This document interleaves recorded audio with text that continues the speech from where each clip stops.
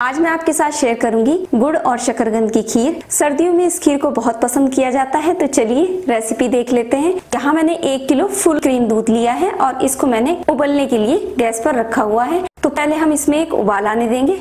दूध में एक उबाल आ चुका है। अब हम फ्लेम यहाँ पर मीडियम कर देंगे और इसको हम स्पून से थोड़ा सा चला देंगे और दूध को अच्छे से मिक्स करने के बाद अब हम इसमें डालेंगे उबले हुए शकरकंद। तो यहाँ मैंने 3 से 4 मीडियम साइज के शकरकंद लिए हैं और उसको मैंने उबाल कर कद्दूकस कर लिया है। शकरकंद हम इसमें ऐड कर देंगे।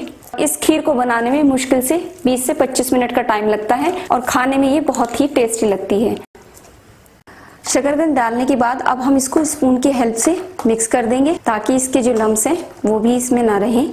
इससे पहले भी मैंने आपके साथ शकरकंद की खीर शेयर की है। उस रेसिपी को आप लोगों का बहुत प्यार मिला है। मैं उम्मीद करती हूँ कि आपको ये रेसिपी भी बहुत पसंद आएगी। आप इस रेसिपी को एक बार जरूर ट्राई कीजिएगा। इसको हम लगातार चलाएंगे और इसको हम पकाएंगे लो टू मीडियम फ्लेम पर। इसको अच्छे से मिक्स करने के बाद अब हम इसमें डालेंगे थोड़े से कटे हुए ड्राई फ्रूट्स। तो यहाँ मैंने बादाम और काजू को काट लिया है, ये हम इसमें ऐड कर देंगे।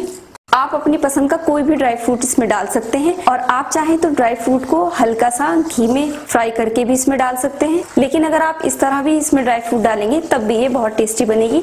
और इसके बाद हम इसमें डाल देंगे 2 हरी इलायची के दाने। आप चाहें तो इसको पीस के भी डाल सकते हैं। अब इसको हम पकने के लिए छोड़ देते हैं जब तक कि ये गाढ़ी ना हो जाए। हर 5 मिनट के बाद हम इसको अच्छे से चलाते रहेंगे ताकि दूध और शकरकंद नीचे से जले नहीं।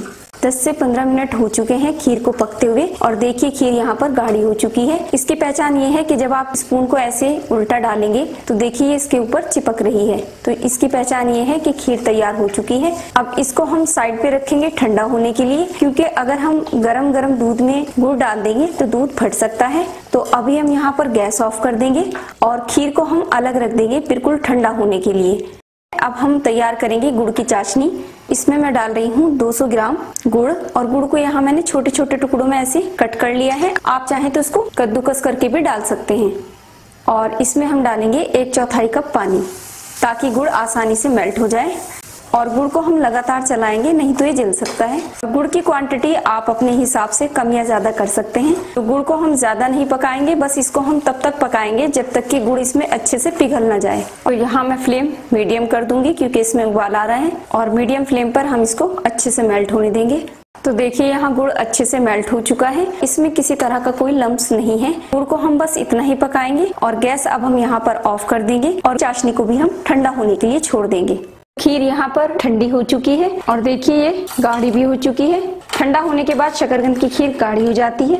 अब हम क्या करेंगे, जो चाशनी हमने गुड़ की बना के रखी थी उसको हम एक छन्नी में छान लेंगे ताकि जितनी इम्प्योरिटीज हैं वो छन्नी में रह जाए।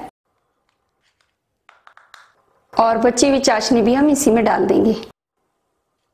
और अब इस चाशनी को हम इसमें अच्छे से मिक्स कर देंगे।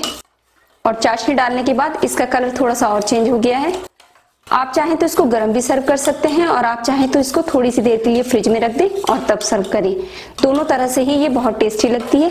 और अब इसको हम सर्व कर लेंगे। तो लीजिए, गुड़ और शकरकंद की खीर बनकर तैयार है और आप चाहें तो इसको अपने मनपसंद ड्राई फ्रूट्स के साथ सर्व कर सकते हैं।